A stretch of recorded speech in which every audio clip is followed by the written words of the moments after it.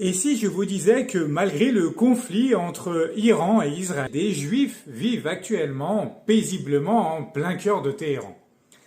Laissez-moi vous raconter cette histoire étonnante. Aujourd'hui, près de 20 000 Juifs vivent en Iran. Et cela malgré les positions antisionistes de la République islamiste.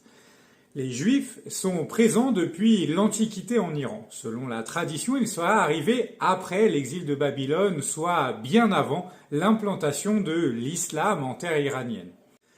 Et si leur population est passée de 100 000 individus au début du XXe siècle à seulement quelques milliers, une poignée actuellement, leurs droits sont toujours protégés par la constitution iranienne.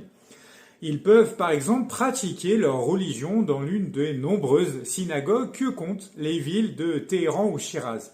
Ils peuvent également faire leurs courses dans des boutiques cachères, scolariser leurs enfants dans des écoles hébraïques ou encore être représentés par un député au titre des sièges réservés.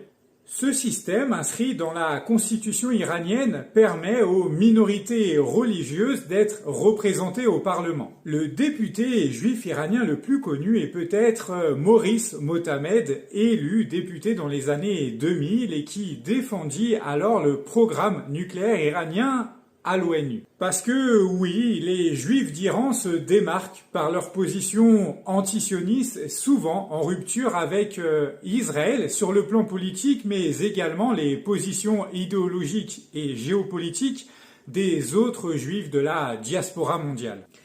S'ils déclarent se sentir autant iraniens que juifs, il faut dire qu'ils n'ont pas vraiment le choix. En effet, certains Juifs d'Iran ont été accusés, condamnés et certains même exécutés pour espionnage.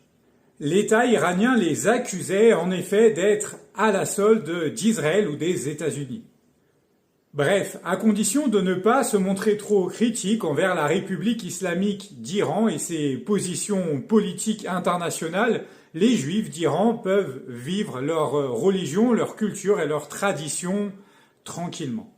Bref, le Moyen-Orient est une région particulière où le multiculturalisme se dessine de part et d'autre de frontières et de conflits qu'on nous vend trop souvent comme manichéens, à tort.